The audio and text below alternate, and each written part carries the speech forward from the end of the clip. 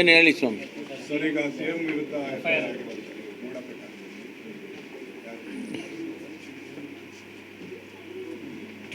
ಲೋಕಾಯುಕ್ತ ಸಂಸ್ಥೆಗೆ ಮೊನ್ನೆ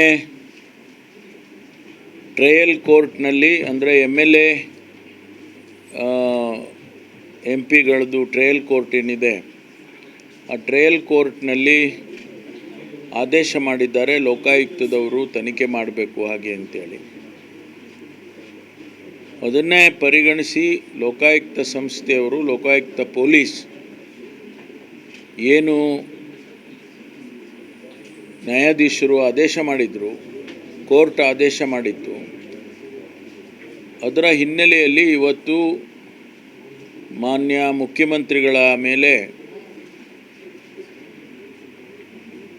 FIR ಅನ್ನು ರಿಜಿಸ್ಟರ್ ಮಾಡಿದ್ದಾರೆ. First information report. ಇದು ಏನು ವಿಚಾರ ಇದೆ, ಪ್ರಕರಣ ಇದೆ, ಅದರ ಬಗ್ಗೆ ತನಿಖೆ ಮಾಡಬೇಕು ಅಂಥೇಳಿ ಆದೇಶ ಮಾಡಿದ್ದಾರೆ. ಆ ತನಿಖೆಯನ್ನು ಪ್ರಾರಂಭ ಮಾಡೋದಕ್ಕೋಸ್ಕರ FIR ಅನ್ನು ರಿಜಿಸ್ಟರ್ ಮಾಡಿದ್ದಾರೆ. ನಾವು ಮೊದಲಿನಿಂದಲೂ ಕೂಡ ಹೇಳಿದ್ದೇವೆ, ಯಾವುದೇ ತನಿಖೆಗೆ ಸಿದ್ಧ ಅಂಥೇಳಿ ಮಾನ್ಯ ಮುಖ್ಯಮಂತ್ರಿಗಳು ಸ್ಪಷ್ಟವಾಗಿ ಹೇಳಿದರು. ಹಾಗಾಗಿ ತನಿಖೆ ಮಾಡೋದಕ್ಕೆ ನಮ್ಮ ಯಾವ ಅಭ್ಯಂತರನೂ ಕೂಡ ಇಲ್ಲ, ತನಿಖೆ ಮಾಡಲಿ. ಮತ್ತು ತನಿಖೆಯಲ್ಲಿ ಏನು ವರದಿ ಬರುತ್ತೆ, ತನಿಖೆಯ ವರದಿ ಏನು ಬರುತ್ತೆ, ಅದರ ಆಧಾರದ ಮೇಲೆ ಮುಂದಿನ ತೀರ್ಮಾನವನ್ನು ಮುಖ್ಯಮಂತ್ರಿಗಳು ನಾವು ತೆಗೆದುಕೊಳ್ತೇವೆ. ಸರ್, ಈಗ ಮುಖ್ಯಮಂತ್ರಿಯವರು ಅಧಿಕಾರದಲ್ಲಿರುವಾಗ ಏನು ಪಾರದರ್ಶಕವಾಗಿ ತನಿಖೆ ಆಗುತ್ತಾ ಅನ್ನುವಂಥದ್ದು ವಿರೋಧ ಪಕ್ಷಗಳ ಆಗುತ್ತೆ. ಅವರ ನೇರವಾದಂಥ ಯಾವುದೇ ಇಂಟರ್ಫಿಯರೆನ್ಸ್ ಇರೋದಿಲ್ಲ, ಸರ್ಕಾರದ ಇಂಟರ್ಫಿಯರೆನ್ಸ್ ಇರೋದಿಲ್ಲ. ಯಾಕೆಂದರೆ ಪೊಲೀಸ್, ಲೋಕಾಯುಕ್ತ ಪೊಲೀಸು ಇಂಡಿಪೆಂಡೆಂಟಾಗಿ ಕೆಲಸ ಮಾಡ್ತಾರೆ. ಅವರು ಯಾವ ನಮ್ಮ ಸರ್ಕಾರದ ಅಧೀನದಲ್ಲೇನಿಲ್ಲ. ಸರ್ಕಾರ ಅವರಿಗೆ ಸವಲತ್ತು ಕೊಡುತ್ತೆ, ಸಂಬಳ ಕೊಡುತ್ತೆ, ಸಾರಿಗೆ ಕೊಡುತ್ತೆ. ಆದರೆ ಸರ್ಕಾರದ ಅಡ್ಮಿನಿಸ್ಟ್ರೇಟಿವ್ ಸೆಟಪ್ಪಲ್ಲಿ ಅವರು ಇರೋದಿಲ್ಲ. ನಾವ್ಯಾರೂ ಕೂಡ ಅವರಿಗೆ ಸೂಚನೆ ಕೊಡೋದಕ್ಕಾಗೋದಿಲ್ಲ. It's an independent autonomous body. ಅವರೇ ಪಾರದರ್ಶಕವಾಗಿ ತನಿಖೆಯನ್ನು ಮಾಡೋದಕ್ಕೆ ಅವ್ರಿಗೆಲ್ಲ ಅವಕಾಶ ಇದೆ, ಮಾಡ್ತಾರೆ.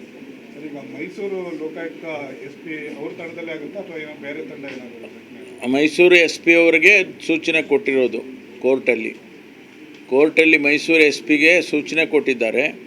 ಆ ಸೂಚನೆ ಪ್ರಕಾರ ಅವರು ತನಿಖೆಯನ್ನು ಮಾಡಬೇಕು ಅಂತೇಳಿ ತಿಳಿಸಿದ್ದಾರೆ. ಅವ್ರು ಮಾಡ್ತಾರೆ, ಅವರೇ ಮಾಡಬೇಕು, ಬೇರೆಯವ್ರು ಮಾಡೋಂಗಿಲ್ಲ.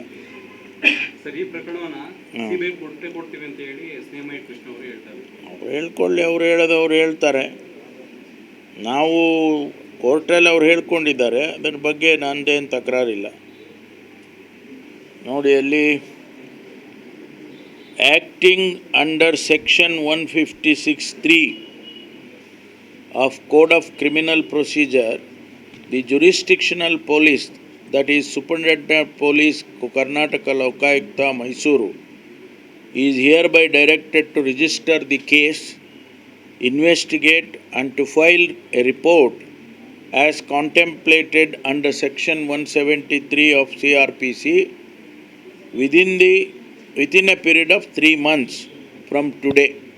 ಇದು ಆದೇಶ ಮಾಡಿರೋದು. ಆದ್ದರಿಂದ ಅವರು ಇನ್ವೆಸ್ಟಿಗೇಷನ್ ಮಾಡ್ತಾರೆ.